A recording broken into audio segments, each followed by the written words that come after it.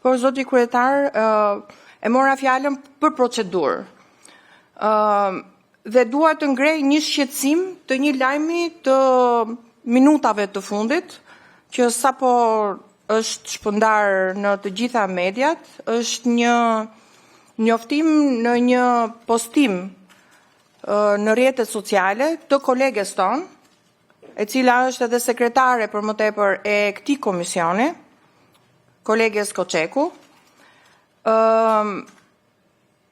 E para sepse është grua dhe dua të shpreh solidaritetin tim. E dyta është një shqetësim që shkon përtej përkatësive politike dhe prek edhe vetë themelet e shtetit të së drejtës, por prek edhe rrugën e Shqipërisë në integrimin evropian. Ajo ka deklaruar që është kërcënuar nga persona apo grupe kriminale duke paralajmëruar se familja e saj, nëse familja e saj do të preket, do ketë pasoja të rënda.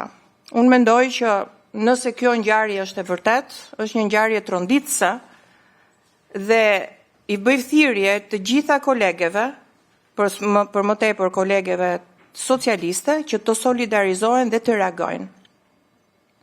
Përdej gjuhës që është përdorur në këtë reagim, pyetja që duhet ta shqetësoj komisionin ton është si është e mundur që një deputete, një përfaqësuese e popullit, ndjehet e kërcënuar nga grupet kriminale. Dhe nëse krimi i organizuar është në gjendje që të ushtrojë këtë presion apo këto kërcënime ndaj një deputeteje, pavarësisht se cilës parti apo i përket apo pa parti fare, një deputeteje, një gruaje, atëherë çfarë ndodh me qytetarin e thjesht? Çfarë garancie kanë qytetarët e zakonshëm? Dhe ky nuk është vetëm një problem i rendit publik. Është një çështje që prek drejt për së drejti procesin e integrimit evropian. Integrimi nuk matet vetëm me hapjen e kapitujve, nuk matet vetëm me miratimin e ligjeve, por me aftësinë e shtetit për të garantuar një deputet, gazetar, gjyqtar, qytetar, të mos jetojnë në frikën se do shkojë do të kërcënohet familja, apo do të kërcënohen ata vetë. Pra, unë i bëj thirrje gjithë kolegeve gra, të PD-s, të PS-s, jo vetëm të solidarizohen me kolegen nëse kjo ngjarje ka ndodhur dhe është e vërtet,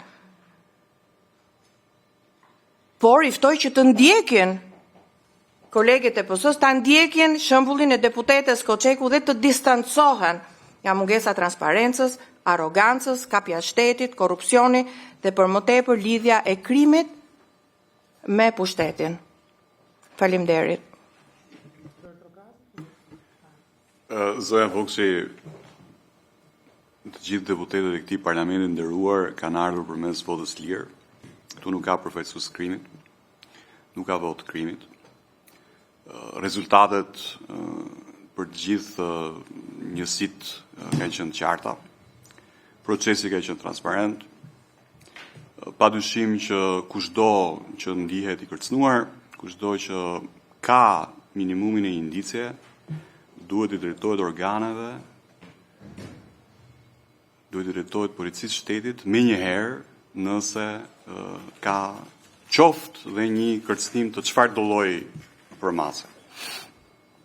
Se kush zgjedh Instagramin për të bërë deklarata, kjo nuk është puna ime fare, është e rëndësishme që ne për çdo shqetësim që kemi, duhet i drejtojmë organeve në mënyrat më të shpejta dhe më efikase për të garantuar padyshim atë që kemi vite që e garantojmë gjithë së bashku, shtetin e së drejtës, forcimin e shtetit së drejtës, dhe në këtë mënyrë ne thjesht i bëjmë një kontribut shoqërisë dhe nuk e kthejmë shoqërinë në postime.